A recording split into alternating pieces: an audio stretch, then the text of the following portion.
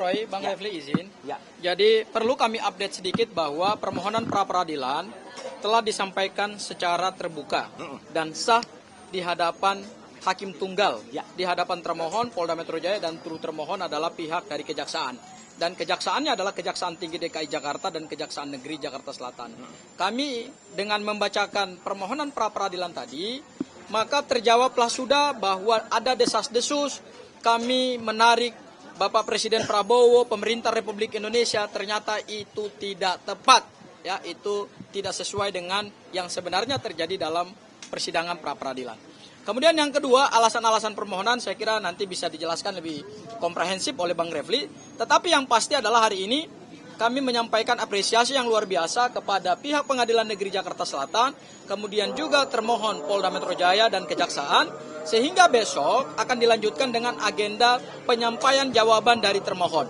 Ya, kalau turut termohon, saya kira tidak perlu dia menjawab. Ya. Karena pokok perkara yang tadi diperiksa berdasarkan permohonan kami itu tidak berhubungan dengan kewenangan daripada kejaksaan. Sehingga nanti besok itu hanya dijawab oleh pihak Polda Metro Jaya. Kemudian besok juga begitu disampaikan jawaban, kami secara simultan akan langsung menyampaikan replik. Ya, jadi kami akan minta kepada hakim supaya sidang diskor dulu beberapa jam. Kami langsung akan menuliskan replik kami.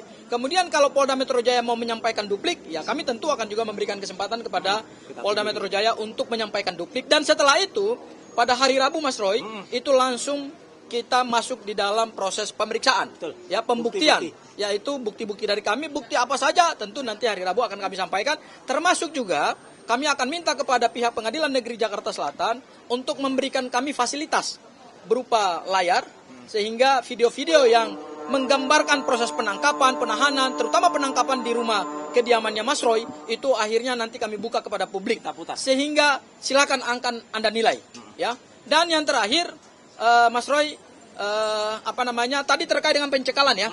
Memang pada saat kami mengajukan materi permohonan pertama kali, itu memang tidak masuk. Ya. Sehingga kami berharap tadi kami akan masukkan dalam renvoy atau perbaikan. Tetapi karena memang tidak boleh menambah posita dan petitum, begitulah hukum acaranya, ya memang kami menghargai apa yang menjadi sikap dari hakim pra peradilan. Dan yang terakhir, kok ada, saya juga bingung ya, kok ada seseorang yang selama ini mengatasnamakan tim kuasa hukum Merah Putih, kok tiba-tiba nyelonong gitu loh untuk menjadi para pihak dalam perkara ini. Saya bingung juga nih. Ini belajar hukum acara pidananya di mana nih? Kalau pihak atau pihak lain masuk sebagai intervensi, itu hanya boleh diperkenankan dalam gugatan perdata. Nah, itu. Sementara ini perkaranya perkara pidana, tidak pernah ada pra peradilan itu kemudian ada pihak lain yang tidak punya kepentingan kemudian masuk menjadi intervensi. Ya sudahlah, kita ketawa sajalah. Inilah bukti bahwa bukan hanya pemohon yang juga menegakkan hukum secara unprosedural, tetapi juga pendukung-pendukung dari kubu sebelah itu ternyata juga banyak yang melanggar hukum. Saya kira itu, silakan Bang Refli untuk melanjutkan. Ya. Oke. Ya, maju. Silakan. Ya. Oke. Sorry, maaf. Ya. Oke. Assalamualaikum warahmatullahi wabarakatuh. Waalaikumsalam. Kawan-kawan semua, terima kasih atas kehadirannya. Saya akan menambahkan dari apa yang sudah disampaikan Mas Roy dan Abdul Ghafur Sangaji. Jadi pertama kami mengapresiasi Pengadilan Negeri Jakarta Selatan ini yang sudah berkenan membuka diri sehingga kawan-kawan semua bisa siaran langsung. Luar biasa. Ya, bisa siaran langsung, bisa live streaming. Kita berharap mudah-mudahan itu juga berlaku untuk sidang perkara pokok di Pengadilan Negeri Jakarta Timur. Karena kita mendengar belum diperbolehkan untuk live streaming atau untuk siaran langsung. Jadi dengan teman-teman kompak mengajukan surat misalnya, mudah-mudahan itu akan dibuka. Karena kami mendengar bahwa tidak boleh siaran langsung untuk perkara pokok. Yang akan dimulai kick off-nya untuk kasus Dr. Tifa itu tanggal 2 Juli 2026 pukul 9 pagi. Ya, itu satu pengumuman. Yang kedua adalah kawan-kawan semua, seperti yang didengarkan tadi, yang diajukan itu 3 hal saja, kurang lebih babonnya, yaitu penggeledahan, kemudian penangkapan, dan penahanan. Kami berargumentasi tadi, 3 hal tersebut melanggar undang-undang, terutama Undang-Undang Nomor 20 Tahun 2025 tentang Kitab Undang-Undang Hukum Acara Pidana. Penggeledahan kami mengengarai tidak ada penetapan dari pengadilan negeri setempat tadi ya. Ya. Kemudian penangkapan kami mengengarai bahwa alasan penangkapan dikaitkan dengan P21 atas sudah selesainya penyidikan itu tidak benar dan tidak sesuai menurut hukum. Karena menurut hukum yang ada itu harus dikaitkan dengan pemeriksaan tersangka dalam proses penyidikan atau Mas Roy mangkir 2 kali berturut-turut tidak dipanggil, tidak datang dan mangkir. Kemudian soal penahanan, kalau teman-teman tadi menyimak dengan seksama, pasal 100 ayat 5 Undang-Undang 20/2025 tentang KUHP itu menyebut 8 alasan dilakukannya penahanan. Dan dari 8 alasan tersebut sudah dibantah semua. Tidak ada satupun yang bisa dikenai kepada Mas Roy. Termasuk Dr. Tifa juga. Jadi apakah Mas Roy berupaya melarikan diri? Tidak. Apakah Mas Roy berupaya menghilangkan barang bukti? Barang bukti apa? Karena sudah selesai penyidikannya. Apakah mengulangi tindak pidana? Tindak pidana apa yang mau diulangi? Karena kita masih berdebat.